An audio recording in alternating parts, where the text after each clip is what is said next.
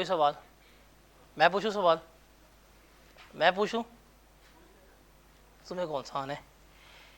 चलें जी, अब आगे हम डिस्कस करते हैं और आगे मूव करते हैं फर्दर।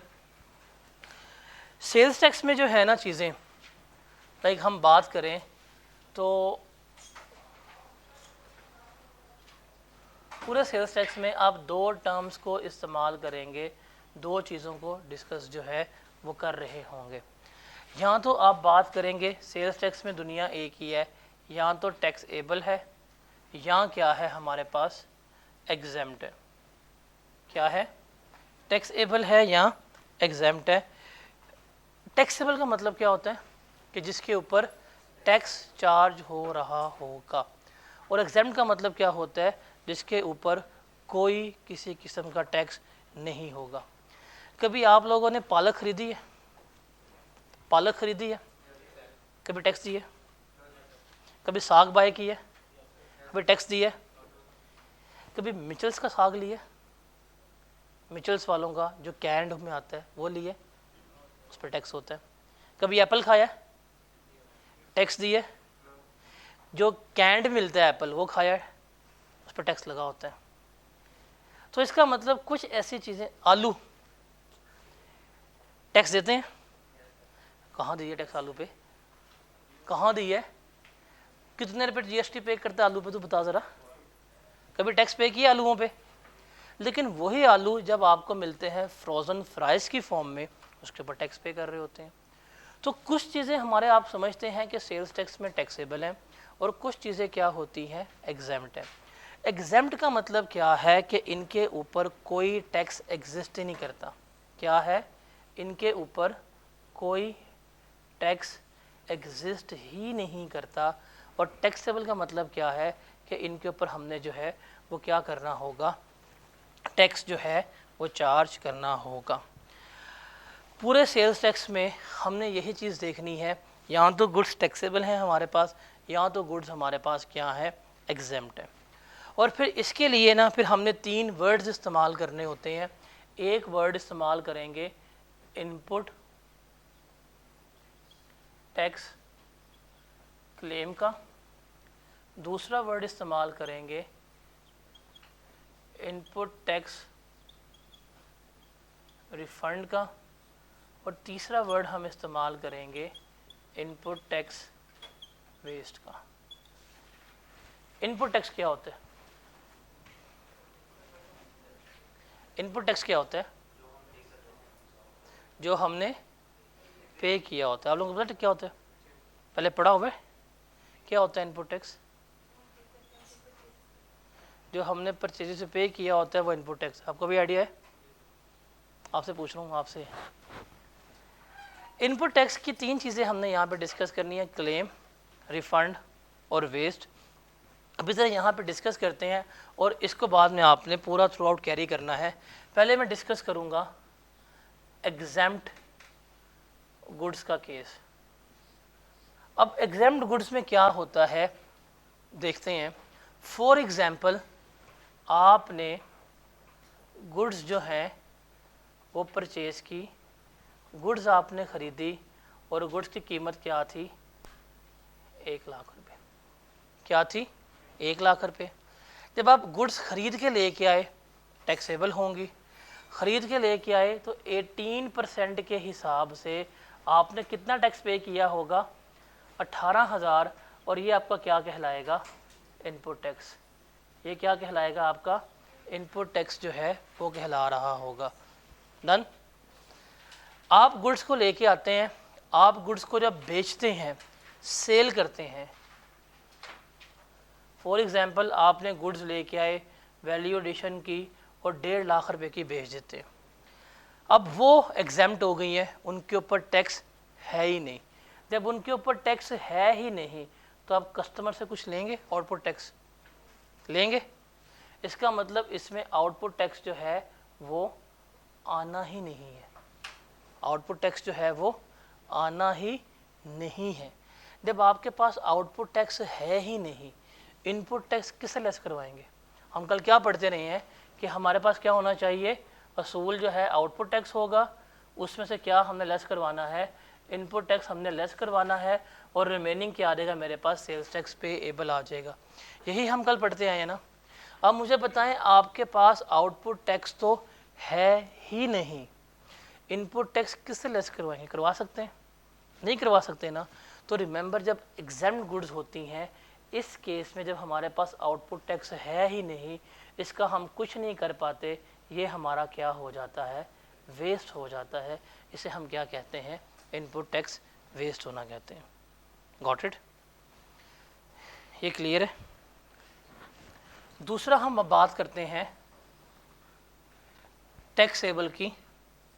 अब टैक्सेबल की अगर कैटेगरी हो तो टैक्सेबल का मतलब क्या है कि इसके ऊपर टैक्स जो है वो चार्ज होगा। फॉर एग्जाम्पल, आपने परचेजेस की हैं, इसी को कंटिन्यू करता हूँ। 1 लाख रुपए की आपने परचेजेस की हैं, 18% के हिसाब से आपने पे किया होगा। जो पे किया है वो है आपका 18,000, और ये क्या कहलाएगा, आपका इनपुट टैक्स जो है वो कहला रहा होगा। डन। आप सामान को लेके आए, बनाया, बेचा, सेल्स आप करते हैं कितने की, 1.5 लाख की। कितने की करते हैं, 1.5 लाख की। 18% के हिसाब से, अब चूंकि टैक्सेबल है, कितना टैक्स आपने लिया होगा, ये आपका इनपुट टैक्स है। जब आपने 1.5 लाख का सामान बेचा तो टैक्स कितना लिया होगा आपने, कैलकुलेटर नहीं है, कितना होगा, 27,000। ये है आपके पास आउटपुट टैक्स। असूल क्या होता है, आउटपुट टैक्स में से इनपुट टैक्स जो है वो हम लेस करवाते हैं। रिमेनिंग कितना बचा, 9,000, ये हम क्या कर देंगे, गवर्नमेंट को पे कर देंगे। अब देखें, 18,000 हम क्या करवा रहे हैं, एडजस्ट कर रहे हैं। इस 27,000 रुपये में से ये 18,000 क्या हो रहा है, एडजस्ट हो रहा है। इसे हम क्या कहते हैं, इनपुट टैक्स क्लेम करना। क्या कहते हैं, क्लेम करना। एक टर्म है वेस्ट, एक टर्म है क्लेम। दोनों की समझ आई कि क्लेम का मतलब क्या होता है और वेस्ट का मतलब क्या होता है? दोनों क्लियर हैं ये, कि जहाँ पे भी इनपुट टैक्स वेस्ट का वर्ड लिखा होगा, इसका मतलब है कि जो इनपुट टैक्स आपने पे किया है उसमें कोई किसी किस्म की एडजस्टमेंट जो है वो नहीं हो पाएगी। जितना पे किया है वो क्या हो गया, सारा वेस्ट हो गया, आपको कुछ भी वापस नहीं मिलना। और जो क्लेम है, इसका मतलब क्या है कि आउटपुट टैक्स में से आपको सारा क्या मिल गया, आपने एडजस्ट करवा लिया और रिमेनिंग आपने पे कर दिया। और तीसरी हम टर्म इस्तेमाल करते हैं, वो है रिफंड की। वो किसकी है, रिफंड की। और रिमेंबर, रिफंड होता है हमारा किसके अगेंस्ट, 0 रेटेड के अगेंस्ट जो है वो हम कर रहे होते हैं। अब क्या मतलब है रिफंड का, देखिए जी, आपने परचेज किया और ये आपने परचेज किया 1 लाख रुपए का सामान, 18% के हिसाब से कितना इनपुट टैक्स पे किया होगा आपने, 18,000। ये क्या कहलाएगा, आपका इनपुट टैक्स जो है वो कहला रहा होगा। डन। आप इसी सामान को बेचते हैं, सेल करते हैं 1.5 लाख रुपए का, लेकिन जो आपका रेट लगता है वो है अब 0 rated. What is the meaning of 0 rated, कि टैक्स तो लगेगा बट किस परसेंटेज के ऊपर, 0% के ऊपर। जब आप इसको 0% लेंगे, आंसर क्या आएगा, 0 रुपीज़ आएगा। क्या आएगा, 0 रुपीज़। तो 0 में से आप ये लेस करवाएं तो नेगेटिव आंसर आएगा। तो इसका मतलब यहाँ पे जो है हमारा आउटपुट टैक्स 0 रुपीज़ है, लेस करवाएंगे तो ये 18,000 जो है वो गवर्नमेंट हमें क्या कर देगी, वापस कर देगी। वापस का मतलब क्या होता है, वो हमें कैश रिफंड करेगी, वो हमें वापस हमारे बैंक में पैसे डाल रही होगी। तो ये 3 टर्म्स जो हैं वो सिर्फ सेल्स टैक्स में इस्तेमाल होती है, जिसके गिर्द हमारा पूरा सेल्स टैक्स घूम रहा होता है। पहला है कि सेल्स टैक्स वेस्ट क्या होता है, रिफंड क्या होता है और क्लेम करना क्या होता है। अब बात करें क्लेम की, तो ये सिर्फ किसके अगेंस्ट होता है, टैक्स एबल गुड्स के अगेंस्ट होता है। मतलब आपने परचेजेस की, उसके ऊपर टैक्स लगाया, जो आपने पे किया वो आपका क्या था, इनपुट टैक्स था। जब आपने सेल की, आपने टैक्स लगाया, जो कस्टमर से लिया वो क्या था, आपका आउटपुट टैक्स था। इस आउटपुट टैक्स में से ये इनपुट टैक्स आप लेस करवा देते हैं। ये जो लेस करवाया है इनपुट टैक्स, इसे हम क्या कहते हैं? टैक्स क्लेम करना कहते हैं। क्या कहते हैं? टैक्स क्लेम करना कहते हैं। फिर रिफंड क्या होता है कि आपने इनपुट टैक्स तो पे किया, लेकिन आपका आउटपुट टैक्स किस रेट के ऊपर आया है? 0% के रेट के ऊपर। आउटपुट टैक्स कितने रुपीज़ बना आपका? 0 रुपीज़ बना। तो 0 में से अगर ये लेस करवाएं, आप कैलकुलेटर पे कर लें, तो आंसर क्या आएगा? -18,000। ये जो -18 का मतलब क्या है? ये आपको क्या हो जाएगा? रिफंड हो जाएगा। और रिफंड का मतलब क्या होता है? Cash refund. क्या होता है?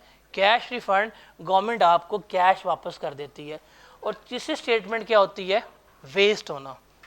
मतलब आपने परचेजेस की, आपने टैक्स पे किया, that was your input tax, लेकिन जब आप सेल्स करते हैं, उन सेल्स के ऊपर कोई किसी किस्म का टैक्स है ही नहीं। देखिए यहाँ पे टैक्स था कितना? 0 रुपीज़, लेकिन यहाँ पे टैक्स है ही नहीं। जब कोई चीज़ है ही नहीं, इन्फिनिटी है, उसको क्या लेस करवाएंगे? कुछ हो पाएगा? तो ये जितना भी इनपुट टैक्स पे किया होगा, ये सारा मेरा क्या हो जाएगा? वेस्ट हो जाएगा। तो ये 3 टर्म्स जो है वो हम इस्तेमाल कर रहे होते हैं, क्लेम, रिफंड और वेस्ट। ये क्लियर है? सेल्स टैक्स वेस्ट का मतलब क्या है? कि आप इनपुट टैक्स कभी भी क्लेम नहीं कर पाएंगे। रिफंड का मतलब क्या है? कैश आपको वापस मिल जाएगा। और क्लेम का मतलब क्या है? कि आउटपुट टैक्स में से इनपुट टैक्स लेस करवाएंगे, जो बाकी बचेगा वो हम क्या कर देंगे? पे कर रहे होंगे। किसके लिए? हो सकता है अगर रॉ मटेरियल भी एग्जाम्प्ट है फिर बनेगा नहीं, लेकिन लाजमी तो नहीं है। अब पहले वाले केस की एग्जांपल देता हूँ। जो कुरान पाक है वो एग्जाम्प्ट है। कुरान मजीद के ऊपर पाकिस्तान में टैक्स नहीं है, लेकिन जब पेपर ख़रीद के लेके आते हैं, पेपर पर टैक्स पे करते हैं। अब जब पेपर लेके आए प्रिंटिंग के लिए, उसके ऊपर टैक्स पे हुआ, लेकिन जब प्रिंट करके कुरान पाक बना दिया, उसके ऊपर टैक्स आया नहीं। तो इनपुट टैक्स तो पे किया था, अब आउटपुट टैक्स तो है ही नहीं, क्या करेंगे? सर क्या हो जाएगा? सारा हमारा वो वेस्ट हो जाएगा। तो ये चीज़ें हमने क्या रखनी है? यहाँ रखनी है। तो इसलिए टैक्स जो है ना, सेल्स टैक्स को हमने 2 डोमेन्स में डिवाइड करना है। एक टैक्सेबल है और एक एग्जाम्प्ट की दुनिया है। एग्जाम्प्ट की दुनिया का मतलब है इसके ऊपर टैक्स है ही नहीं। जब इनके ऊपर टैक्स ही नहीं है, तो ये चीज़ें जो हैं फिर हमारे लिए बड़ी इजी होती हैं आइडेंटिफाई करना। तो सबसे पहले हम जाते हैं, हम देखते हैं कि हमारे पास एग्जाम्प्ट गुड्स कौन सी होती हैं, उसको देखते हैं। फिर हम आते हैं वापस टैक्सेबल गुड्स की तरफ, कि टैक्सेबल गुड्स हमारे पास कौन सी होती हैं, उसको देखेंगे। अब चूंकि हमने सेल्स टैक्स को 2 एरियाज़ में डिवाइड कर दी है, यहाँ तो हमारे पास क्या है? एग्जाम्प्ट है, या हमारे पास क्या है? टैक्सेबल है। तो टैक्सेबल में मुख्तलिफ रेट हैं, 18%, 10%, 0%, 5%, वो अलग है। लेकिन एग्जाम्प्ट क्या है? जिसके ऊपर टैक्स है ही नहीं। तो पहले हम क्या करेंगे? हम अब किसको डिस्कस करेंगे? एग्जाम्प्ट को डिस्कस करेंगे, कि वो गुड्स जिसके ऊपर कभी भी टैक्स चार्ज नहीं होता। अब ये कौन सी गुड्स होती हैं? आप ज़रा चैप्टर नंबर 22वां ओपन कर लें। मैं आपको पेज बता देता हूँ, दिखाना ज़रा। हाँ 22वां दूसरा दे।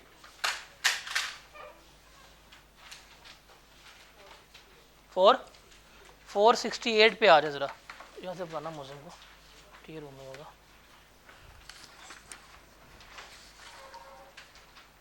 468 पे आखिरी पे आ जाइएगा, एग्जाम सप्लाईज के ऊपर 6th स्केड्यूल के ऊपर आ जाइएगा।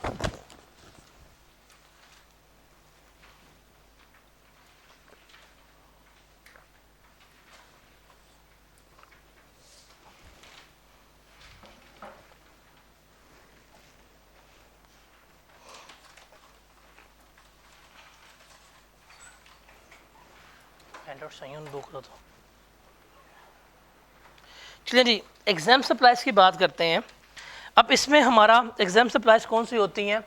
बेसिकली ये वो सप्लाईज हैं जिसको गवर्नमेंट कह दे कि इन गुड्स के ऊपर टैक्स नहीं लगेगा, वो हमारी क्या ट्रीट होंगी? हमेशा एग्जाम्प्ट ट्रीट होंगी। अब वो बाय एसआरओ भी कह सकती है। एसआरओ कहते हैं स्टैट्यूटरी रेगुलेटरी ऑर्डर, या उन्होंने सेल्स टैक्स में स्केड्यूल दिया हुआ है, वो स्केड्यूल में मेंशन कर देती है कि इस स्केड्यूल में जो जो गुड्स आ गई उसके ऊपर कभी भी टैक्स चार्ज नहीं होगा। आप ख़रीदेंगे तब भी टैक्स पे नहीं करेंगे, और अगर आप उनको बेच रहे हैं तब भी उनके ऊपर टैक्स पे नहीं होगा।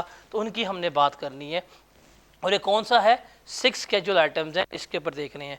ये वो गुड्स हैं जो सेल्स टैक्स के स्कोप से बाहर है, इनके ऊपर कभी भी सेल्स टैक्स नहीं लग सकता। आप अगर ये गुड्स खरीदेंगे आप टैक्स पे नहीं करेंगे, और अगर आप बेचेंगे तब भी आप कस्टमर से टैक्स जो है वो नहीं ले रहे होंगे। तो ये जो हमारी है इसमें आ रही होती हैं। अब इसमें क्या कुछ आता है उसकी ज़रा लिस्ट देखते हैं। जैसे इसके एग्जांपल में न्यूज़पेपर हो गया, जर्नल्स हो गए, किताबें हो गई, पब्लिकेशंस वगैरह हो गई, वो जो हैं वो इसमें आ रही होती हैं। भाई इधर भी था, 2 का था, लिस्टिंग स्किल्स मैटर्स। अब इसमें कौन कौन सी लिस्ट आती है, ये लिस्ट है। अब इस लिस्ट में से कुछ पॉइंट मैं आपको कराऊंगा हाईलाइट, वो हाईलाइट कर लेने हैं, बिकॉज न्यूमेरिकल्स में वो पॉइंट गिवन कर रहा होता है और न्यूमेरिकल्स में वो पूछ रहा होता है। सबसे पहले बात करते हैं लाइव एनिमल्स की। ईद आने वाली है, यार नहीं आया, चलें जी, ईद आने वाली है। कभी ऐसा हुआ है आप बकरा बाय करने जाएँ कि जी ₹1,00,000 का बकरा है, आप डील करें साथ के GST पे करें 18%? कभी ऐसा हुआ है? कभी ऐसा हुआ है कि जी आपके लिए पिंक कलर का बकरा है और GST 10% है? ऐसे हुआ है? नहीं होता। आप ये परिंदे वगैरह लेते हैं, खरगोश लेते हैं, कुत्ते ले रहे हैं, बिल्लियाँ ले रहे हैं, कभी GST पे करके आए हो? नहीं। आप जाके बाहर चिकन लेके आते हैं, जिंदा मुर्गी पकड़ते हैं, ज़िबा करते हैं, खा लेते हैं आप लोग, कभी टैक्स पे किया GST? नहीं। अब आप कभी गौर करें, जो KNNs का फ्रोज़न मीट है उसके ऊपर GST चार्ज होता है, लेकिन आप जाके बाहर से लाइव जो लेते हैं मुर्गी वगैरह, उसको ज़िबा करवा के आते हैं, उसके ऊपर कोई GST चार्ज नहीं हो रहा होता। क्यों? बिकॉज इन्होंने खुद कह दिया है कि लाइव एनिमल्स जो हैं वो क्या होंगे, एग्जाम्प्ट होंगे।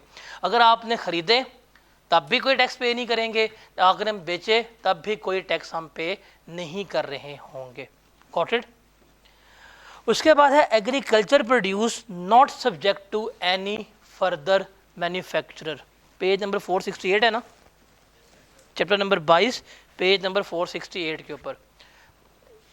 Agriculture produce subject to not further manufacturer. अब इसका मतलब क्या है? देखें, ज़राई अजनास अगर उग रही हैं, आप उन्हें बेच रहे हैं, उसके ऊपर कभी टैक्स चार्ज नहीं होता। गंदम उगाई है, गंदम बेचेंगे, कोई टैक्स नहीं है। चावल आए हैं, मुंजी बेचेंगे, कोई टैक्स नहीं है। गन्ना उगाया है, गन्ना बेच आएंगे, कोई टैक्स नहीं है। लेकिन अगर उस गंदम से आपने आटा बना दिया, अब आपने क्या किया है, उसके ऊपर प्रोसेसिंग की है, फर्दर मैन्युफैक्चरिंग हुई है, आटे के ऊपर टैक्स है, गंदम के ऊपर टैक्स नहीं है, मुंजी के ऊपर टैक्स नहीं है। लेकिन जब मिल में जाएंगे, पॉलिश होंगे, चावल बन के आएंगे सफ़ेद, उसके ऊपर क्या होगा, टैक्स चार्ज होगा। गन्ना खरीद रहे हैं, गन्ना बेच रहे हैं, उसके ऊपर टैक्स नहीं है, लेकिन उसी गन्ने की चीनी बन रही है, उसके ऊपर क्या होगा, टैक्स जो है वो चार्ज हो रहा होगा। Is that clear? आप सब्जियां खरीदते हैं, कोई टैक्स नहीं है, लेकिन वही सब्जियां अगर प्रोसेस होके फ्रोज़न फॉर्म में भी मिल रही हैं तो क्या होगा, उसके ऊपर टैक्स चार्ज हो जाएगा। जैसे साग आप ले जाके रेडी से, कोई टैक्स नहीं है, लेकिन वो मिचल्स वाले भी बेच रहे हैं कैंड वे में, उसको प्रोसेस करके टिन में, उसके ऊपर क्या है, टैक्स चार्ज होता है।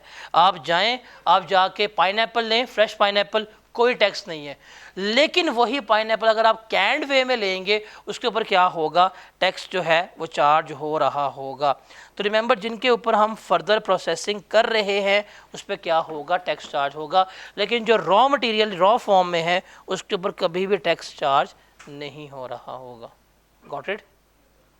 उसके बाद होली कुरान हो गया, कुरान पाक हो गया, या इस तरह की होली बुक्स होगी, चाहे वो रिकॉर्डेड फॉर्म में हो, चाहे वो ऑडियो फॉर्म में हो, वीडियो फॉर्म में हो, या प्रिंटेड फॉर्म में हो, उनके ऊपर भी कोई किसी किस्म का टैक्स जो है वो चार्ज नहीं हो रहा होता। ये क्या होती हैं, एग्जेम्प्ट होती हैं। उसके अलावा जो हम इम्पोर्टेड सैम्पल्स मंगवाते हैं, लोकल सैम्पल्स की बात नहीं कर रहा, आप लोकल सैम्पल्स लेंगे वो टैक्सेबल है, लेकिन जो इम्पोर्टेड सैम्पल्स मंगवाते हैं, अली बाबा से मंगवा लिए 2-3, उसके ऊपर कभी भी टैक्स चार्ज नहीं होता, वो क्या होते हैं, एग्जाम्प्ट होते हैं। इस पॉइंट को हाईलाइट करें, goods imported bye diplomats, diplomatic mission और प्रिविलेज पर्सन। इम्पोर्ट का मतलब क्या होता है, पाकिस्तान में मंगवाना।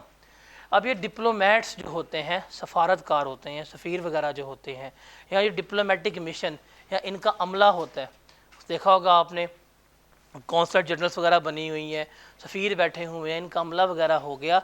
अगर ये खुद कोई गुड्स इंपोर्ट कर लें इसके ऊपर कोई टैक्स चार्ज नहीं होता, वो क्या होती हैं, एग्जाम्प्ट होती है। और कुछ प्रिविलेज पर्सन है, पता है आपको कौन होते हैं हमारे मुल्क में, अगर वो भी कोई नहीं जाने दो, उससे उनसे ही बड़े होते हैं कौन होता है, मैं परसों बताऊंगा कौन होता है, कल का दिन खतरनाक है मेरे लिए। तो वो लोग जो हैं अगर वो भी कोई चीज़ इंपोर्ट कर लें तो उसके ऊपर कोई किसी किस्म का टैक्स जो है वो चार्ज नहीं होता। उसके अलावा जो ओवरसीज़ पाकिस्तानी जब पाकिस्तान आ रहे होते हैं, जो पर्सनल बैग वगैरह लेके आ रहे होते हैं, उसके ऊपर भी कोई सेल्स टैक्स चार्ज नहीं होता। इन 6 में कोई प्रॉब्लम है तो बताएं, ये 6 पॉइंट्स में किसी में इशू है तो बताएं। अब इसमें से याद कौन सा करना है, अब पेपर में आपको आ सकता है बताएंगे को लिस्ट दें 6 नंबर की या 4 नंबर की कि इनके ऊपर सेल्स टैक्स चार्ज नहीं होगा। तो लाइव एनिमल याद कर लें, आसान है। एग्रीकल्चर प्रोड्यूस याद कर लें, होली कुरान याद कर लें, 3 तो इसमें से एटलीस्ट आप याद कर सकते हैं। न्यूमेरिकल में बताऊंगा कौन सा जरूरी है। न्यूमेरिकल के लिए बता दिया आपको, agriculture produce not subject to further manufacturing, live animals और गुड्स इंपोर्टेड बाय डिप्लोमेट, ये 3 याद रखने हैं, ठीक है। उसके अलावा वो तमाम गुड्स जो पाकिस्तान में बनी थी, पाकिस्तान से एक्सपोर्ट हो गई, लेकिन 1 साल के अंदर अंदर क्या हो गई हैं, पाकिस्तान में वापस आ गई हैं, वो भी क्या होती हैं, एग्जाम्प्ट। सेल्स रिटर्न हो सकती हैं, गुड्स ख़राब थी, वो भी क्या होंगी, हमारी एग्जाम्प्ट ट्रीट होंगी। फिर ईपीसी हाईलाइट कर ले, इम्पोर्टेंट पॉइंट है। ऑटम 2022 में ये सवाल आया हुआ है, ईपीसी वाला पॉइंट। ऑटम 2022 में ये न्यूमेरिकल में उसने टेस्ट किया हुआ है पॉइंट कि अगर ईपीसी है, ईपीसी कहते हैं एक्सपोर्ट प्रोसेसिंग जोन, अगर एक्सपोर्ट प्रोसेसिंग जोन्स के लिए आपने कोई मशीनरी इंपोर्ट की है या कोई रॉ मटेरियल इंपोर्ट किया है, उसके ऊपर भी कोई सेल्स टैक्स चार्ज नहीं होता, वो क्या होगा, एग्जेम्प्ट होगा, ठीक है। उसके अलावा गुड्स आप इंपोर्ट कर रहे हैं लेकिन आपने फिर एक्सपोर्ट ही करनी है, वो भी क्या होंगी, आपकी एग्जेम्प्ट ट्रीट होंगी, उनके ऊपर भी कोई सेल्स टैक्स चार्ज नहीं होगा। फिर है free replacement of goods under warranty. ये पॉइंट पेपर में टेस्ट हो रहा है आजकल कि अंडर वारंटी अगर आप फ्री रिप्लेसमेंट करवा रहे हैं ना, कोई टैक्स चार्ज नहीं होता। देखें आपने एसी ख़रीदा, आप एसी ख़रीद के लेके आए हैं, आपने टैक्स पे कर दिया, उसने आपको वारंटी दे दी है 5 साल की। अब 5 साल में अगर एसी ख़राब हो गया, उसका कंप्रेसर जल गया, कंपनी वाले आएंगे, अंडर वारंटी क्या करेंगे, आपको रिप्लेस कर देंगे। ये जो फ्री रिप्लेसमेंट अंडर वारंटी की जाएगी उसके ऊपर कोई सेल्स टैक्स जो है वो चार्ज नहीं होगा। Got it. उसके अलावा जो गवर्नमेंट हॉस्पिटल्स वगैरह होते हैं या जो टीचिंग हॉस्पिटल्स वगैरह होते हैं, अगर ये कोई गुड्स वगैरह इंपोर्ट कर रहे हैं या इन्हें गुड्स वगैरह डोनेट की जा रही होती हैं, वो भी क्या होती हैं, एग्जेम्प्ट होती हैं, इसके ऊपर कोई टैक्स वगैरह चार्ज नहीं होता। तो लिख ले भाई। तो हॉस्पिटल्स वगैरह का कोई गुड्स इंपोर्ट कर रहे हैं, डोनेट की जा रही है, उसके ऊपर भी टैक्स चार्ज नहीं होगा। ये जो लिखा हुआ ना पॉइंट हॉस्पिटल वाला, इसको हाईलाइट कर लें, ये भी इंपॉर्टेंट है। उसके अलावा वो तमाम प्रमोशनल मटेरियल या एडवर्टाइजिंग मटेरियल जिसमें ब्राउशर्स, पम्फलेट्स, गिव अवेज वगैरह होते हैं, मतलब जिनकी कोई कमर्शियल वैल्यू नहीं है, वो भी एग्जाम्प्ट होती है। अब यहाँ पे ज़रा ध्यान से सुनिएगा बात। फॉर एग्ज़ाम्पल हायर वाले हैं, ये जी प्रमोशन लगा देते हैं, पम्फलेट्स दे रहे हैं, ब्राउशर्स दे रहे हैं, डायरीज़ दे रहे हैं, कैलेंडर्स दे रहे हैं, ये प्रमोशन है, इनकी कोई कमर्शियल वैल्यू नहीं है, ये एग्जाम्प्ट है।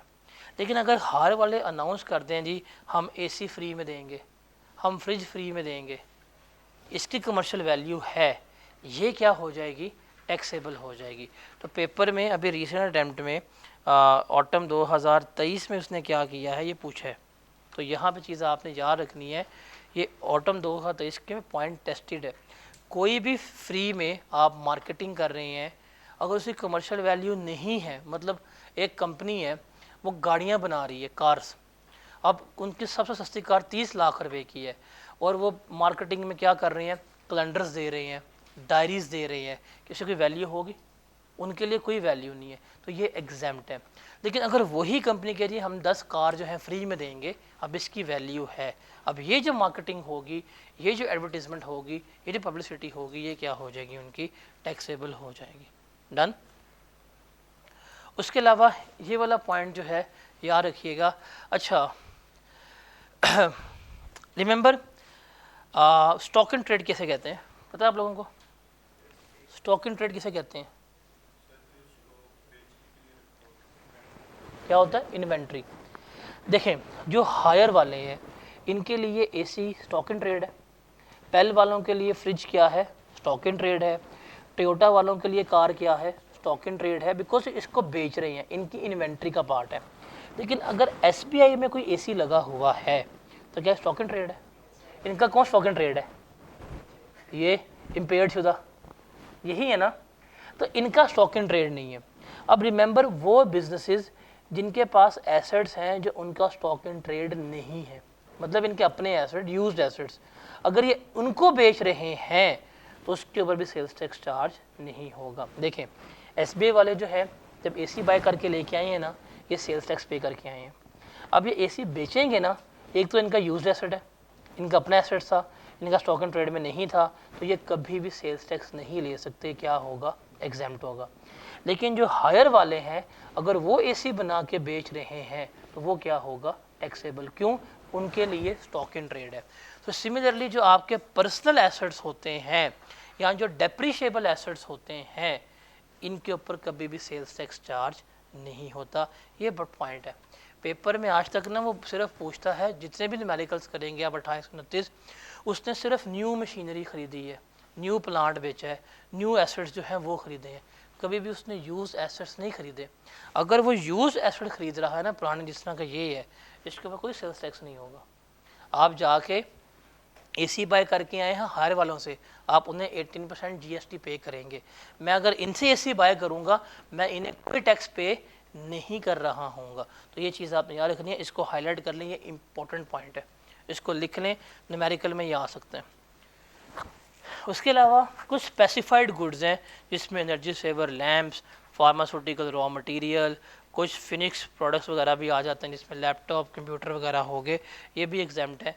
इनके ऊपर भी कोई किसी किस्म का सेल्स टैक्स जो है वो चार्ज नहीं हो रहा होता। Is that clear? अब देखिए, ये उसने हमें बता दिया है कि ये वो गुड्स हैं जिसके ऊपर कभी भी हमारा सेल्स टैक्स जो है वो चार्ज नहीं होगा। तो ये लिस्ट है, इस लिस्ट में 3 से 4 पॉइंट जो है याद कर लीजिएगा। जो हाईलाइट करवाए हैं ये न्यूमेरिकली इंपॉर्टेंट है। इसमें ईपीसी वाला पॉइंट बहुत इंपॉर्टेंट है, जो है ना, ईपीसी वाला पॉइंट और डोनेशन और टू हॉस्पिटल्स वाला पॉइंट, ये बहुत इंपॉर्टेंट है, बिकॉज दोनों पॉइंट पास पेपर में टेस्ट हो चुके हुए हैं। अब ये थोड़ी सी लिस्ट है, हमें पता है कि अगर हम इनको खरीद रहे हैं या बेच रहे हैं, इनके ऊपर सेल्स टैक्स चार्ज नहीं होगा, बिकॉज किस में है, ये 6 स्केड्यूल में फॉल कर रही हैं। अब एक्सपोर्ट प्रोसेसिंग जोन, जैसे ग्वादर हो गया, सियालकोट हो गया। अब अगर गुड्स एग्जेम्प्ट हैं तो उसका हमारा टैक्स क्या हो जाएगा, वेस्ट हो जाएगा। अगर हमने कुछ पे भी किया है तो क्लेम नहीं कर पाएंगे। जैसे बुक्स हैं, अभी जब बुक बना के हम आपको बेचते हैं, हम जब कागज़ खरीद के लेके आते हैं हम टैक्स पे करते हैं, लेकिन जब आपको बुक दी जाती है इसके ऊपर कोई जीएसटी वगैरह चार्ज नहीं होता। तो ये क्या है, जो इनपुट टैक्स पे भी किया है वो क्या हो जाएगा, वेस्ट हो जाएगा। डन। अब हम बात करते हैं टैक्सेबल की दुनिया में। देखें, सेल्स टैक्स है, यहाँ तो एग्जाम्प्ट है, यहाँ क्या है, टैक्सेबल। एग्जाम्प्ट की सारी कहानी ख़त्म हो गई है। यही लिस्ट थी, इस पर 3-4 पॉइंट याद करने हैं। बाकी इनके ऊपर हमें लग गया पता कि एग्जाम्प्ट होंगी, और एग्जाम्प्ट का मतलब क्या है कि जितना भी हमने इनपुट टैक्स पे किया होगा उसका हमें कोई भी बेनिफिट नहीं मिलेगा। जितना भी इनपुट टैक्स पे किया है कोई बेनिफिट पे नहीं मिलेगा, सारा क्या हो जाएगा, हमारा वेस्ट हो जाएगा।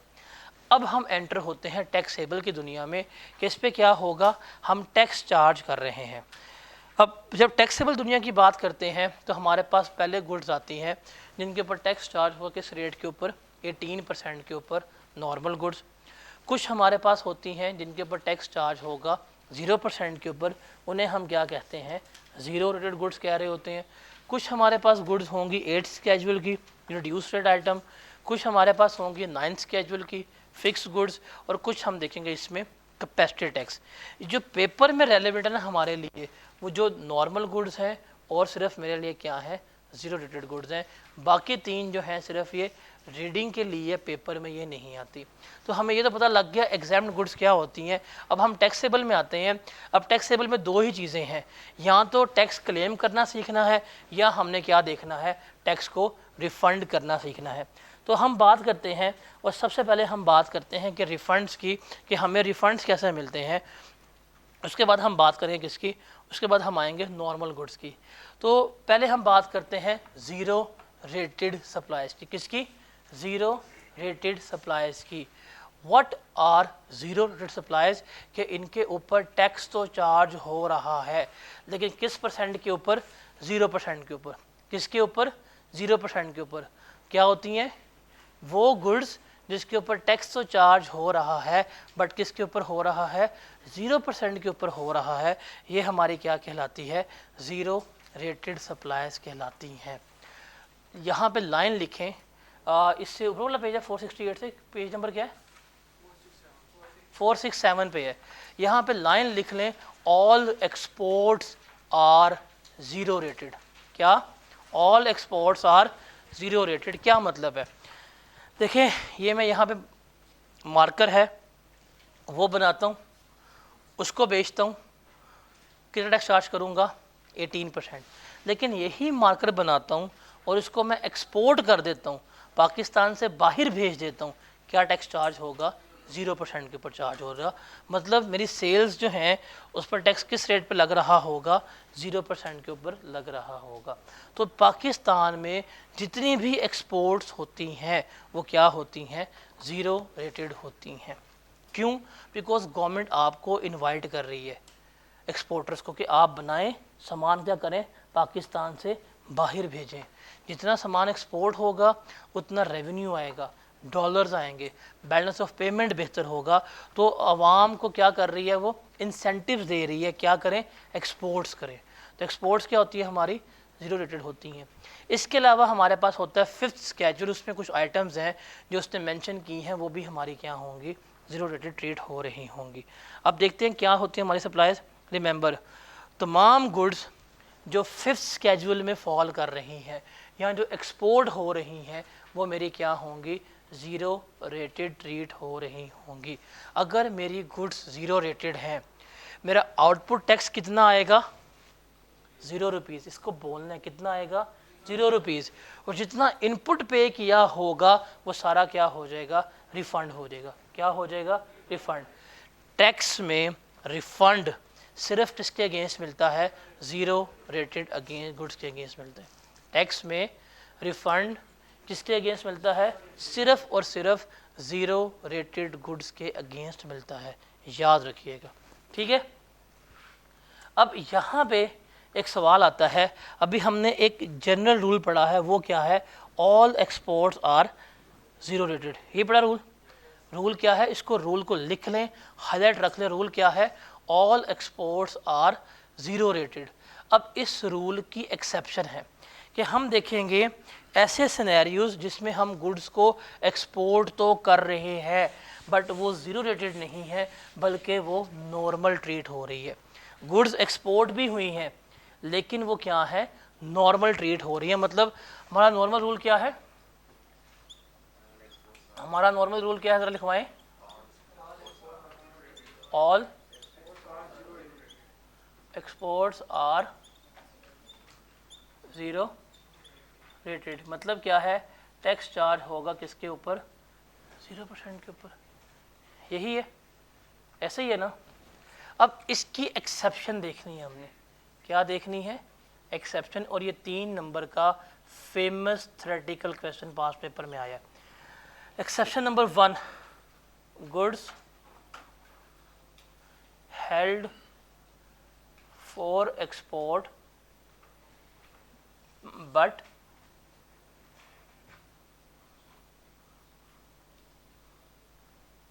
Not exported. फिर गुड्स एक्सपोर्ट बट री इम्पोर्टेड। नंबर 3 पे आते हैं एक्सपोर्ट टू ईरान,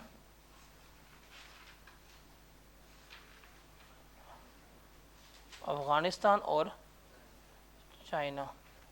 ये इस रूल की एक्सेप्शन है कि आप जब भी एक्सपोर्ट करेंगे तो आपके एक्सपोर्ट क्या ट्रीट होंगी, ज़ीरो रेटेड ही ट्रीट हो रही होंगी। लेकिन ये 3 एक्सेप्शंस हैं कि इनमें अगर एक्सपोर्ट हो रही है तो वो आपकी एक्सपोर्ट ज़ीरो रेटेड नहीं है, बल्कि नॉर्मल टैक्स जो है 18% का वो ही चार्ज हो रहा होगा। तो 3 सिनेरियोज हैं, कौन कौन सा बोले। Number 1, held for export but not exported. Number 2, reimported. Number 3, export to Iran, Afghanistan और चाइना। पास पेपर का फेमस क्वेश्चन जो है वो हमारे पास ये आता है, जैसे स्प्रिंग 18 का क्वेश्चन है और 3 मार्क्स आए हैं। कहता है जी list the exception to the following general rules under the provision of sales tax act 1990। क्या बताना है हमने कि बताएं जी ये रूल है, इसकी क्या एक्सेप्शंस होंगी। रूल क्या है, goods exported shall be charge to tax at a 0%। पढ़ लिया, निकालें पेपर, मुझे लिख के बताएं। मैंने अभी चेक करना है कि आप लोग कैसे लिखते हैं। देखें टैक्स का पेपर पास करना है ना, लिखना पड़ेगा, ज़बानी सारा याद हो जाएगा। बताएं लिखना कैसे। और ये लिखा हुआ है, इसको मैं मिटा देता हूँ। बेटा तो ये भी लिख के दिखा, तुझे मान जाऊंगा मैं। ओपन बुक पे तुम पे भी फेल होके आ जाते हो। बताएं ये सवाल है हमारा। I just really want to know कि आप लोग लिखते कैसे हैं।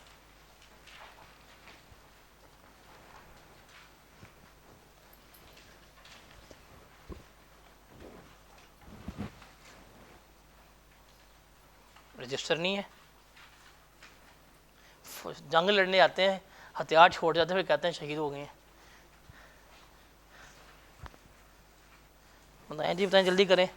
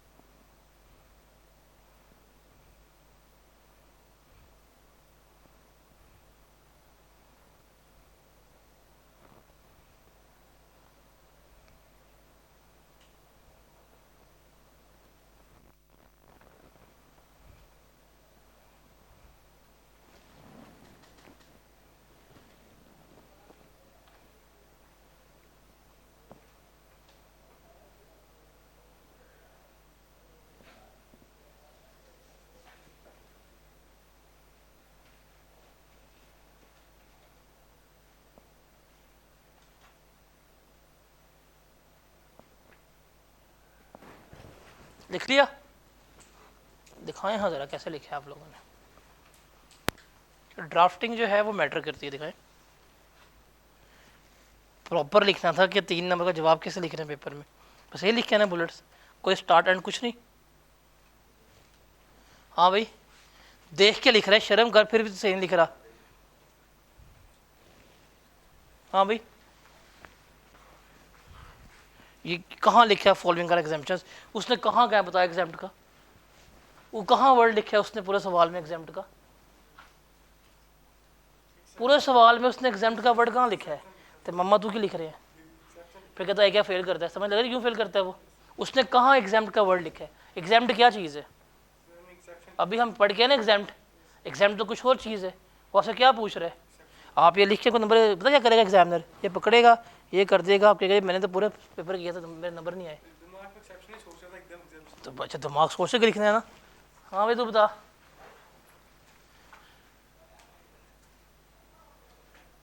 एक तो किसने क्या लिखी लाइन, उसने कहाँ का है लाइन लिखनी है वाली, बता कहाँ का है, अपनी एफिशिएंसियाँ नहीं, फिर बताओ ना मार्क्स क्यों, दिखाओ जी।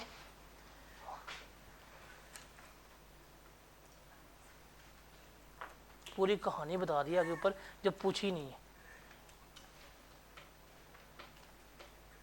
मिल जाएगा 2 नंबर, हेल्ड 4 एक्सपोर्ट होता, 2 एक्सपोर्ट नहीं होता।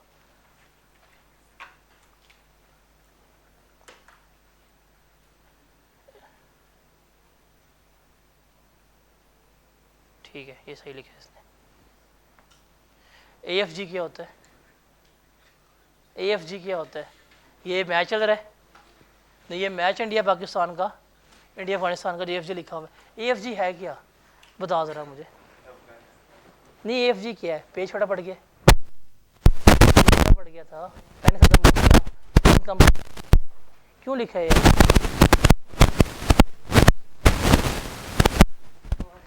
अब तो क्या ये फ्रिक्शन लिखा है, स्पेलिंग चेंज कर दी है। लिखना सीखें, पेपर में कोई नहीं मार्क्स मिलने।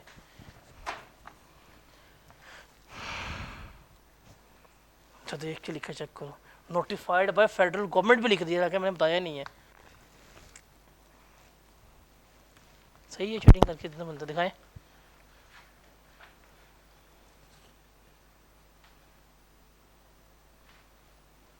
कौन सा रूल है, नहीं ये क्या लिखा है, following are the exception of the rule under the provision, कौन सा रूल, तो कहाँ लिखा है रूल वो, यहाँ तो फिर लाइन ना लिखे हैं वाली।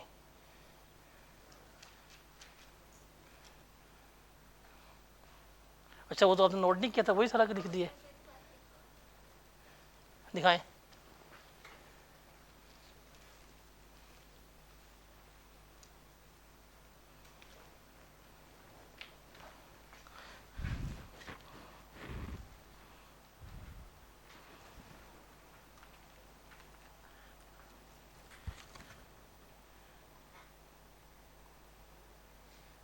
उसने भी ना लिख के AG लिख के बाद में लिखा अफगानिस्तान, जब उसकी हो गई है। अच्छा मैं रोटी को चोची कहता हूँ।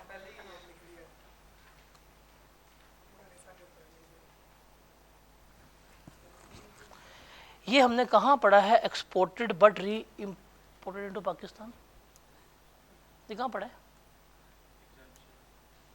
यहाँ पढ़ा है, अभी यहाँ पढ़ा है हमें, तो देख जरा ये कहाँ लिखा है, गुड्स एक्सपोर्टेड बट री इम्पोर्टेड इनटू पाकिस्तान, कहाँ लिखा है ये, कहाँ पढ़ा है, तो इतने का लिखा है।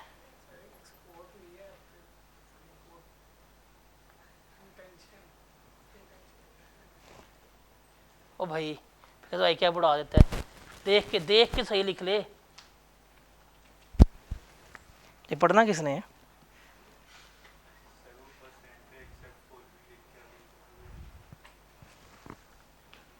भाई लिखना सीख,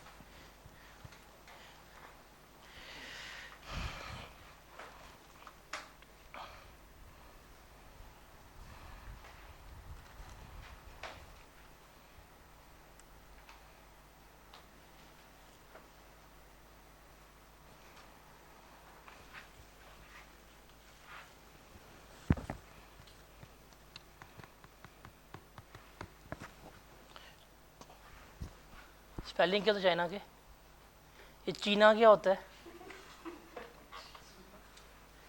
चलो ठीक है, दोस्त है हमारा, इतना भी अच्छा दोस्त नहीं है कि उसका नाम है चीना कर दिया है। देखें साफ सीधी बात है, आपने पेपर अगर पास करना है ना, टू बी वेरी ऑनेस्ट आपको लिखना पड़ेगा। अभी सामने सवाल है, सारा कुछ लिखा हुआ है और मेजोरिटी लोग गलत लिख के बैठे हुए हैं, अल्हम्दुलिल्लाह गरूर करने वाली बात इसमें कोई नहीं है। तो मैंने आप लोगों से इस पूरे सेशन में लिखवाना ही है जितना हो सकता है। चलो अभी तो फर्स्ट था, अभी मैंने कुछ नहीं कहा, बट इसको लिखना सीखें। देखिए रूल बड़ा आसान था, अभी हम रूल पढ़ के हैं जी, export to Iran Afghanistan China, held for export but not exported या री इम्पोर्ट, लेकिन लिखना कैसे है, प्रेजेंट कैसे करना है, वो चीज़ मैटर करती है। तो ये चीज़ें आपको लिखनी पड़ेंगी और सीखनी पड़ेंगी। जितना आप लिख के करेंगे उतना ही बेहतर होगा। याद करना बड़ा आसान है। अभी हम पढ़ के आए हैं एग्जाम्ड गुड्स, अभी आपको कुछ ना कुछ पॉइंट्स याद हुए होंगे, जैसे लाइव एनिमल्स है, एग्रीकल्चर प्रोड्यूस है, होली कुरान हो गया, डिप्लोमेट्स हो गया, आपको 5-6 पॉइंट्स याद हो गए होंगे, ऐसा ही है। बट आपको जो पॉइंट्स याद हैं आपसे पेपर पे वो भी नहीं लिखे जाने, ये फैक्ट है बहुत बड़ा। देखिए आई कैप आपको सुन के पास नहीं करना, उससे कैसे पास करना है, लिखा हुआ देखना है। तो जो लिखा हुआ आपने है वो क्या करना है, उसको बेहतर दिखाना है। तो रिटन प्रैक्टिस जो है वो आपके लिए बड़ी इंपॉर्टेंट है, ठीक है। इस वीकेंड पे मैं आप लोगों को एक पूरा सेशन का टेस्ट स्केड्यूल जो है वो शेयर कर दूंगा।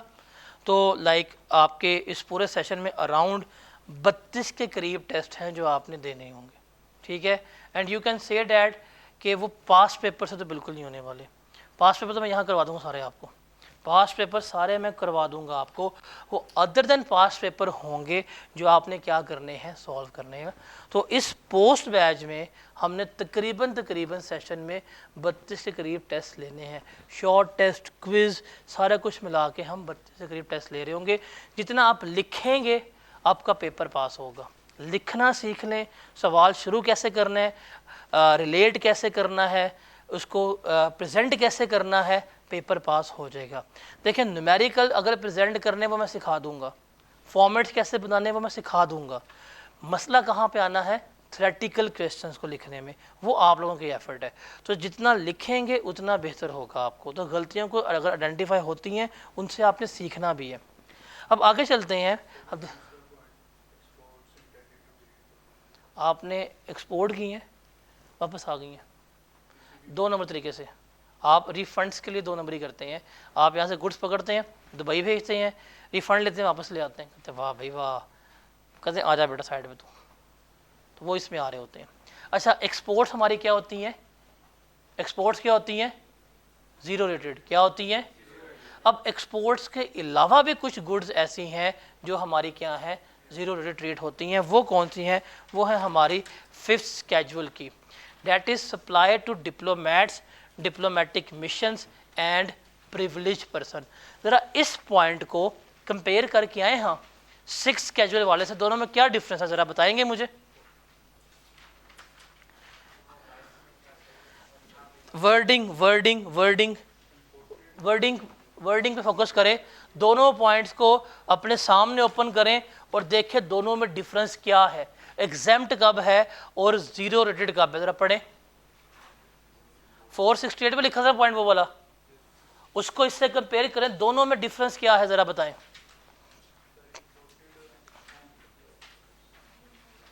वहां पे क्या वर्ड इस्तेमाल है, इंपोर्ट का, import by diplomats, diplomatic missions और प्रिविलेज पर्सन। इंपोर्ट का मतलब क्या है कि ये लोग खुद पाकिस्तान से क्या कर रहे हैं, बाहर से सामान मंगवा रहे हैं, तो वो क्या है, एग्जेम्प्ट है। वो क्या था, एग्जेम्प्ट। यहाँ वर्ड क्या लिखा हुआ है, सप्लाई टू, मतलब हम लोकल सामान क्या कर रहे हैं, इनको बेच रहे हैं। अगर डिप्लोमेटिक मिशंस को, डिप्लोमेट्स को, प्रिविलेज पर्सन्स को हम कोई सामान बेचेंगे तो क्या रेट लगेगा, 0%। जैसे आपको कुछ याद होगा, कुछ अर्से पहले जो है थी ये प्रिंसेस आई थी पाकिस्तान में, केट जो है थी, इसके नाम था, मिडल्टन आई थी, वो प्रिविलेज पर्सन थी। उसको यहाँ पे कुछ डिज़ाइनर्स ने जो सूट वगैरह दिए थे, क्या रेट लगा होगा, 0%। तो अगर आप इन लोगों को कोई चीज़ बेच रहे हैं, क्या रेट लगाएंगे, 0%। फॉर एग्जाम्पल चेयर है, आप आते हैं चेयर के लिए, मैं आपको चेयर बेचता हूँ, मैं लूँगा 18%। अगर ये लोग आएंगे, इनने कितना चार्ज करूँगा, मैं 0% चार्ज करूँगा। तो दोनों में बड़ा डिफरेंस क्या है, वहाँ पे इंपोर्ट है, यहाँ पे क्या है, सप्लाई। इंपोर्ट करेंगे एग्जेम्प्ट, सप्लाई करेंगे ज़ीरो रेटेड। क्लियर है, एक वर्ड है, एक वर्ड है, लेकिन पूरा क्या हो रहा है, टैक्स का निज़ाम चेंज हो रहा है। अगर ये इंपोर्ट कर रहे हैं एग्जेम्प्ट है, अगर इन्हें सप्लाई किया जा रहा है तो क्या होगा, हमारा ज़ीरो रेटेड होगा। Is that clear.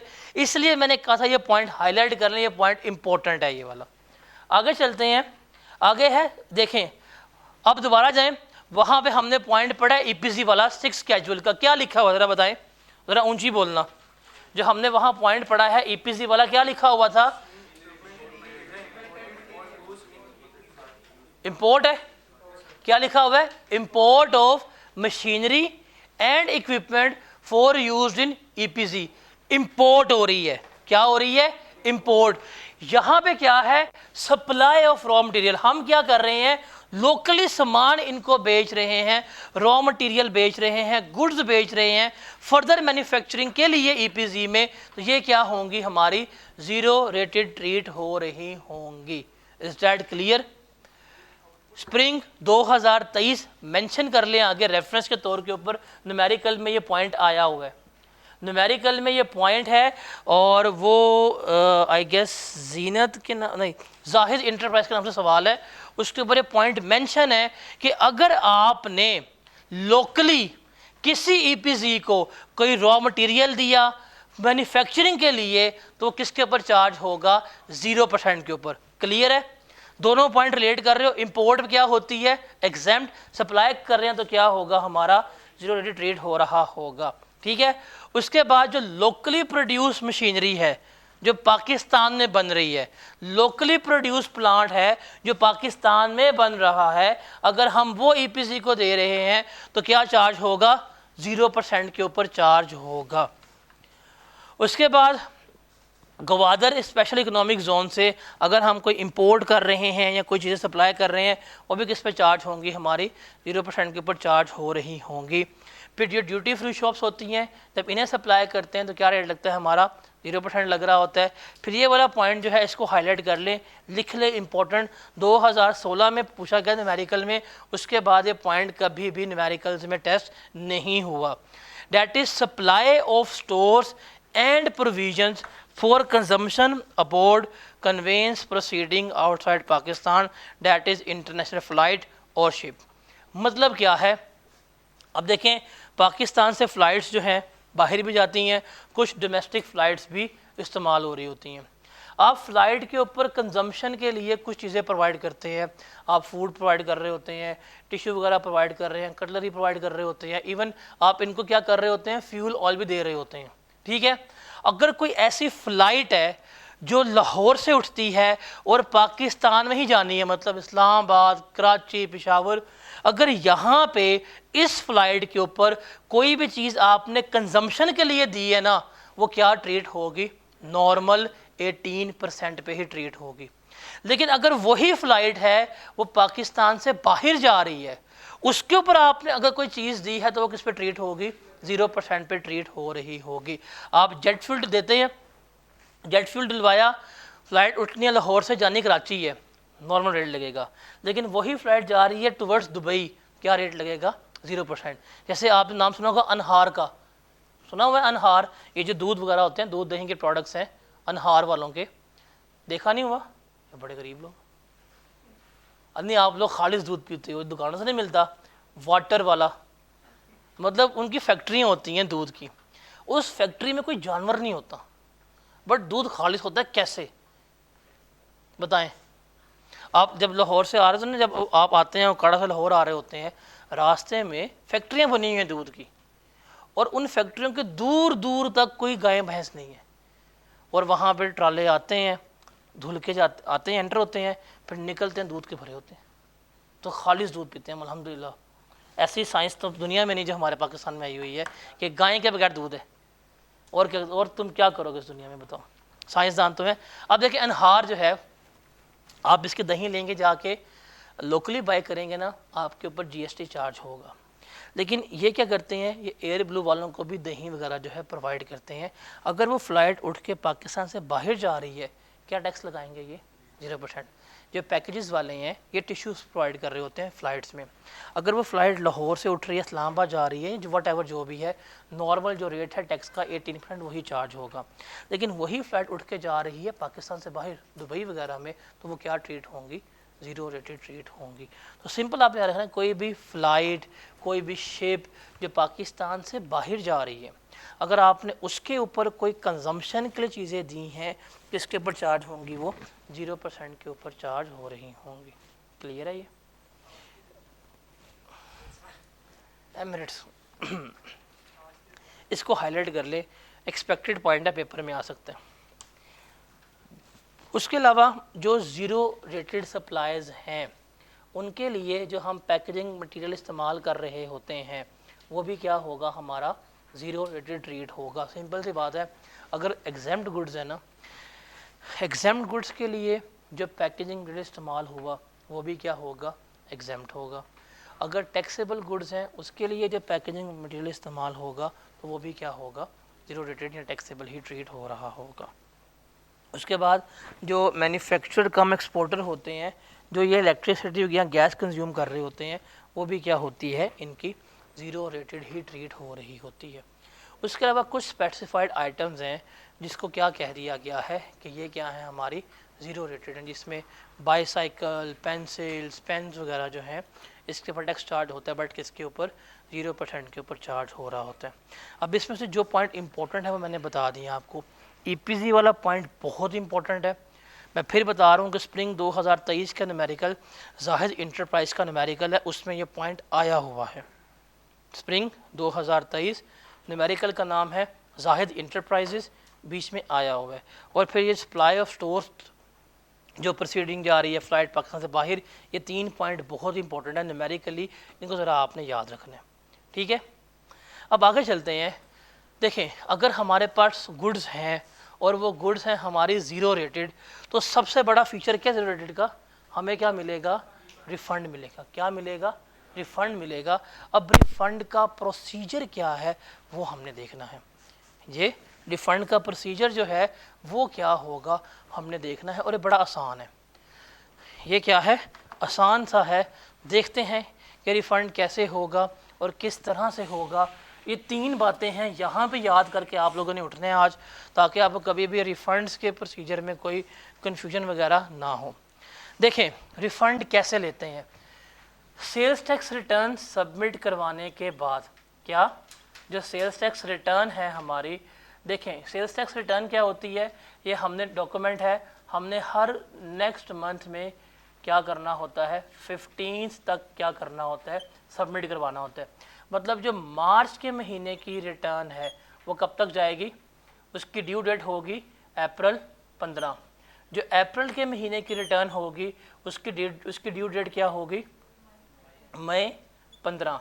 जो मई के महीने की रिटर्न होगी ड्यू डेट क्या होगी, जून 15। आप 15 तक टैक्स पे कर दो, रिटर्न आप 18 तक फाइल कर सकते हो। तो ये हमारे पास ड्यू डेट है।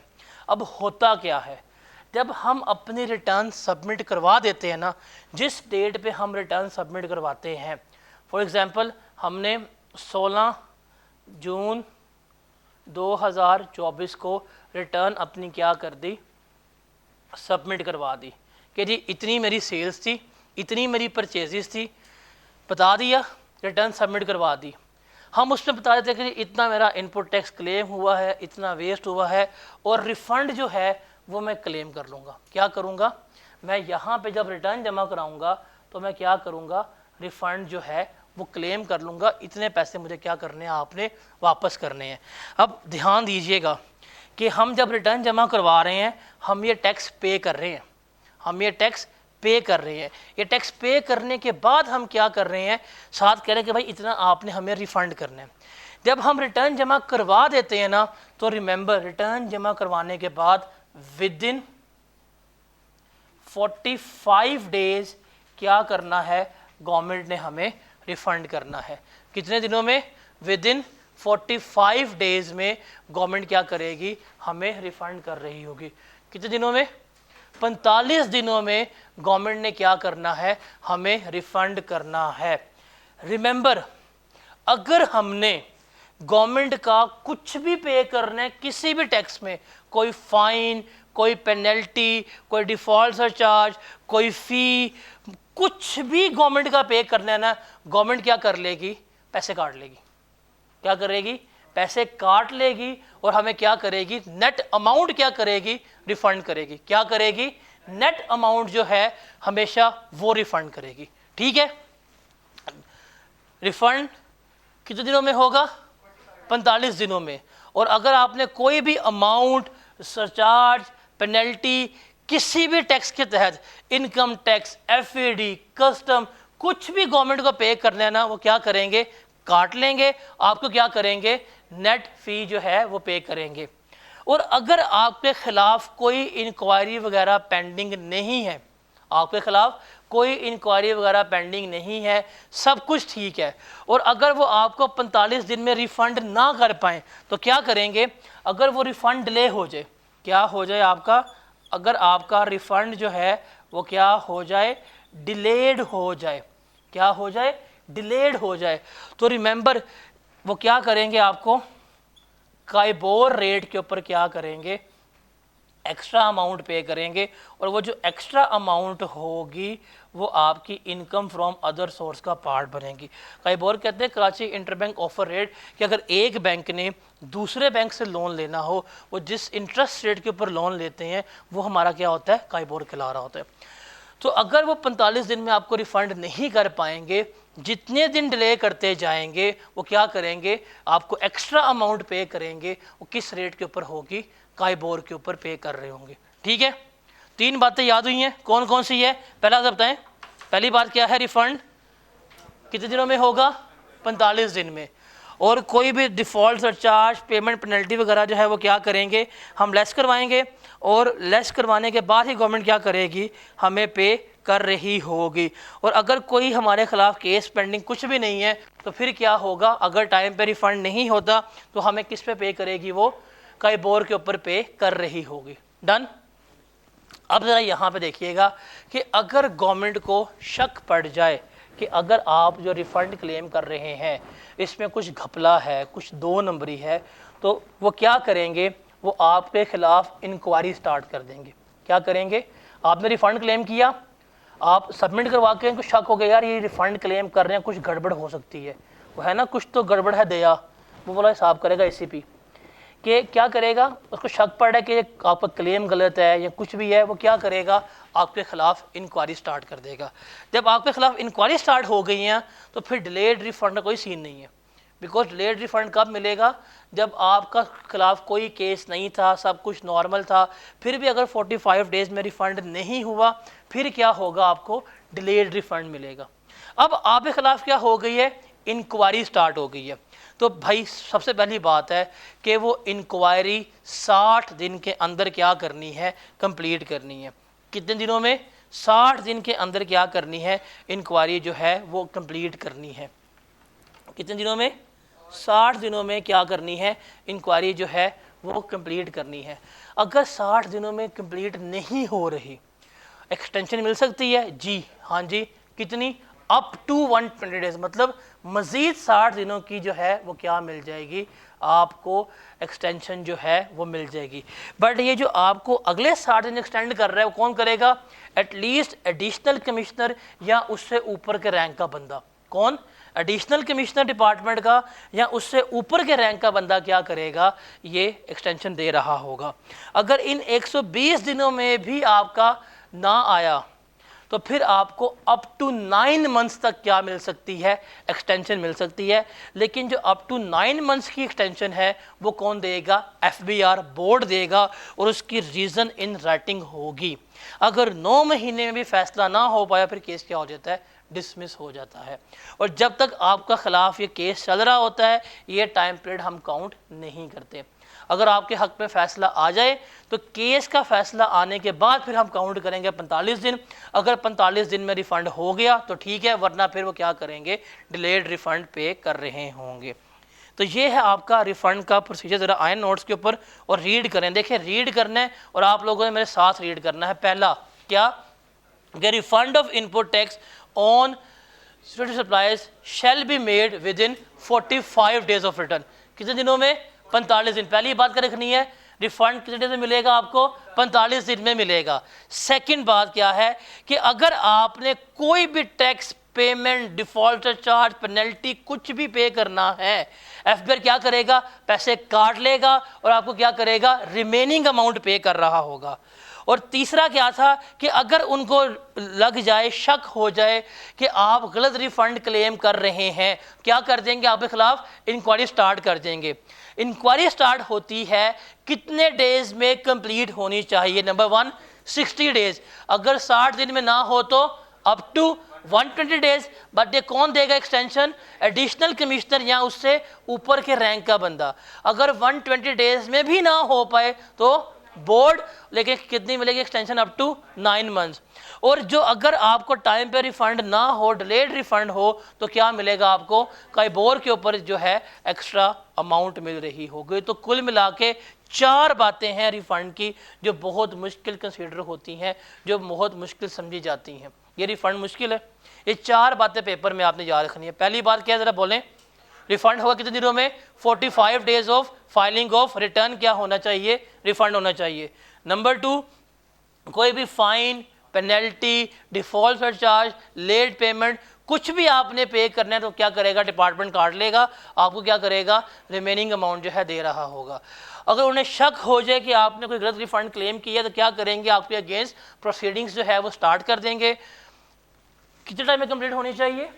60 डेज में। अगर ना हो तो अप टू 120 डेज। कौन देगा एक्सटेंशन? एडिशनल कमिश्नर या उससे ऊपर रैंक का बंदा। अगर 120 डेज में भी कंप्लीट ना हो तो कौन देगा एक्सटेंशन? बोर्ड या एफबीआर। और अगर डिलेड रिफंड हो तो क्या करेगा? आपको काइबोर रेट के ऊपर वो एक्स्ट्रा अमाउंट जो है पे कर रहा होगा। क्लियर है? भूलेगा तो नहीं ये? इसको एक दफ़ा पढ़ लें, फिर मैं आगे मूव करता हूँ, इसको फिर वाइंड अप करते हैं।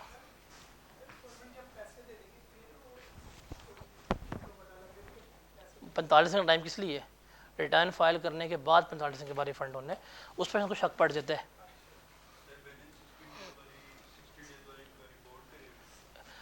इंक्वायरी जो है वो स्टार्ट करेगा आपका कमिश्नर कमिश्नर, हाँ कमिश्नर रेवेन्यू होगा, CIR, कमिश्नर इनलैंड रेवेन्यू।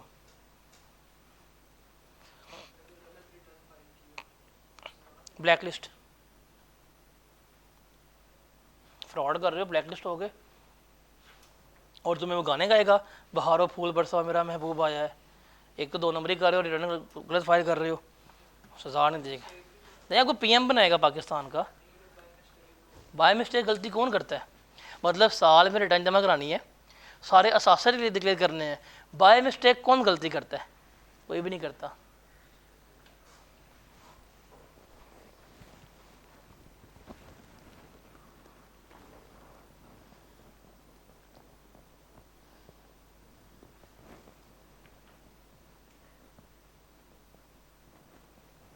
जी कर लिया। अब उसके बाद आखिरी सवाल जो एग्जामिनर का फेवरेट क्वेश्चन है, जब आपने डिफ़ॉल्ट किया होता है, टाइम पे नहीं की होती रिटर्न्स वगैरह, तो आपसे कुछ एक्स्ट्रा अमाउंट लेते हैं, 1000 रुपया 1200 रुपया, कि आपने जो गलती की है, मिस्टेक की है, उसका हल्का सा जुर्माना ले रहा होता है, वो डिफ़ॉल्ट चार्ज कहलाता है। अच्छा जी, आगे जो है एग्जामिनर का बड़ा फेवरेट क्वेश्चन है, आपको पास्ट पेपर जब हम कर रहे होंगे थ्योरेटिकल क्वेश्चन, उसमें कोई ये सवाल 5 से 6 दफ़ा मिलेगा। What is difference between exempt goods and zero rated goods? Examiner का फेवरेट तरीन सवाल है, एग्जाम्प्ट गुड्स में और ज़ीरो रेटेड गुड्स में क्या डिफरेंस है। इसको रट्टा मार सकते हैं, रट्टा मार ले, मेरे ख्याल से इसमें क्राइमिंग करने वाली कोई चीज़ है ही नहीं। आप इसे अगर समझ लेते हैं इनफ है। पेपर में अगर आएगा ना, आपने ऐसे ही टेबल बनाना है। पेपर में अगर डिफरेंस आएगा, आपने क्या करना है? ऐसे ही टेबल बनाना है। एक तरफ लिख दें आपकी एग्जाम्प्ट गुड्स और यहाँ लिख लें आपकी जो ज़ीरो सप्लाइज है उसको लिख लें। फिर बताएंगे definition. What are exempt supplies? वो सप्लाइज जिसके ऊपर टैक्स है ही नहीं, वो हमारी क्या कहलाती हैं? Exempt supplies. What are zero rated supplies? ये वो सप्लाइज हैं जिसके ऊपर टैक्स तो चार्ज होगा, लेकिन किस परसेंटेज के ऊपर? 0% के ऊपर। फिर इसमें कौन सी गुड्स आती हैं? एक्सपोर्ट्स या जो 5th स्केड्यूल में मेंशन्ड है। इसमें कौन सी गुड्स आती हैं? जो 6th स्केड्यूल में मेंशन है। ठीक है, अब रिफंड है, उसके लिए इनवॉइस लाजमी है। आपके पास इनवॉइस होनी चाहिए जिसके ऊपर लिखा हो कि टैक्स जिसके ऊपर चार्ज हुआ है 0% के ऊपर। और एग्जाम सप्लाइज के लिए कोई इनवॉइस लाजमी नहीं है। फिर इसके ऊपर क्या मिलेगा? जो भी इनपुट टैक्स होगा वो क्या मिलेगा आपको? रिफंड। और रिफंड का भी हमने प्रोसेस पढ़ा, क्या होता है जरा बताएं? रिफंड होगा with in 45 days of filing of return. कोई भी टैक्स, डिफॉल्ट सरचार्ज, लाइबिलिटी कुछ भी पेएबल होगा वो डिडक्ट कर लेगा।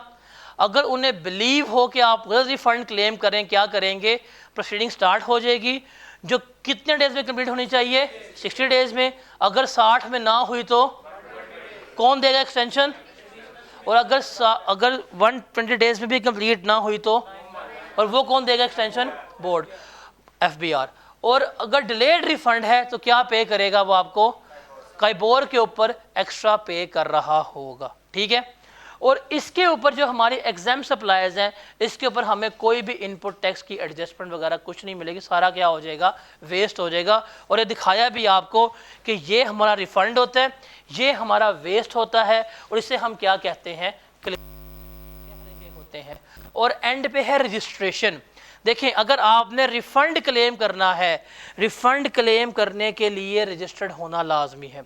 जो बंदा सेल्स टैक्स में रजिस्टर्ड है सिर्फ वही क्या कर सकता है, वो रिफंड क्लेम कर सकता है। अगर जो बंदा रजिस्टर्ड नहीं है वो कभी भी रिफंड क्लेम नहीं कर सकता।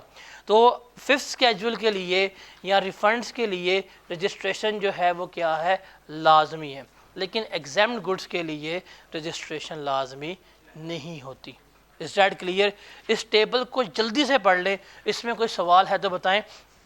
पास पेपर में ऑटम 14 से लेके रीसेंट अटेम्प्ट तक आपको ये difference between exam supplies and zero rated supplies आपको 5 से 6 दफ़ा उसने पूछा हुआ है। और ये स्ट्रेट फॉरवर्ड क्वेश्चन है।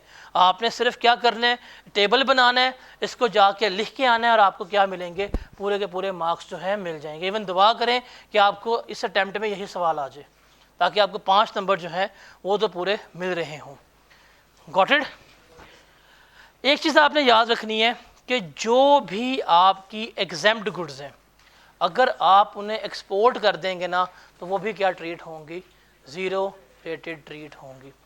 कुरान पाक पब्लिश करते हैं, पाकिस्तान में सेल करते हैं, एग्जेम्प्ट है, आप उससे एक्सपोर्ट कर दें, सऊदीया भेज दें, क्या हो जाएगा, ज़ीरो रेटेड हो जाएगा।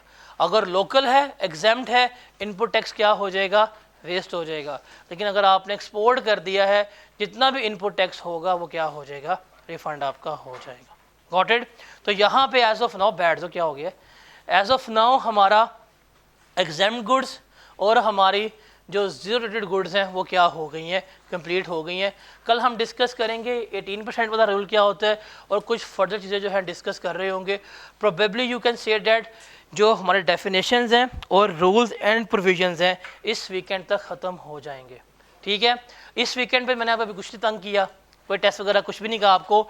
हम आपको कल या मोस्ट प्रोबेबली वीकेंड के ऊपर टेस्ट का स्केड्यूल जो है वो दे देंगे। पूरे सेशन में आपके टेस्ट जो हैं टिका के हैं। पेपर पास करना है तो आपको टेस्ट देने पड़ेंगे। ज़बानी सुनता हूँ सबको आएगा, जब लिखवाऊंगा किसी को नहीं आएगा। इवन अभी हमने एक सवाल किया भी, ये देख के आप लोगों से नहीं हुआ। तो गेट रेडी फॉर टेस्ट। आप कह सकते हैं कि 30+ टेस्ट जो हैं आपके इस सेशन में प्लान होंगे, जो आपको देने होंगे। आप टेस्ट दे जाएं, मैं आपको रिटर्न श्योरिटी दे देता हूँ कि आपका सितंबर का पेपर जो है वो पास होगा। और इस पेपर को पास कर ले, वरना फिर जून में सिलेबस जो है वो चेंज हो जाना है। तो इसलिए इंपॉर्टेंट है इस पेपर को पास करना। तो आपको स्केड्यूल जो है वो दे देंगे। पहली बात, टेस्ट जो है पास पेपर में से नहीं होंगे। दूसरी बात, टेस्ट जो है उनका difficulty level totally I cap का होगा। और असाइनमेंट्स और टेस्ट ये मिक्स मोड में चलेंगे, ताकि आपको अनसीन क्वेश्चंस करने का थोड़ा एक्सपीरियंस हो, और आपका आई कैप में जाके जो 3 घंटे 15 मिनट की तैयारी है वो प्रॉपर हो जाए। तो इस वीकेंड तक हमारा सेल्स टैक्स जो है except registration and deregistration हमारा कंप्लीट हो जाएगा। अगले वीकेंड तक मैं with past paper sales tax जो है आपको कंप्लीट करवा के बैठा हूँ। जितना पढ़ाया है इसे कल रीड लाजमी करके आइएगा, बिकॉज कल हमने फर्दर एरियाज जो हैं वो डिस्कस करने हैं, ठीक है। अल्लाह हाफिज़।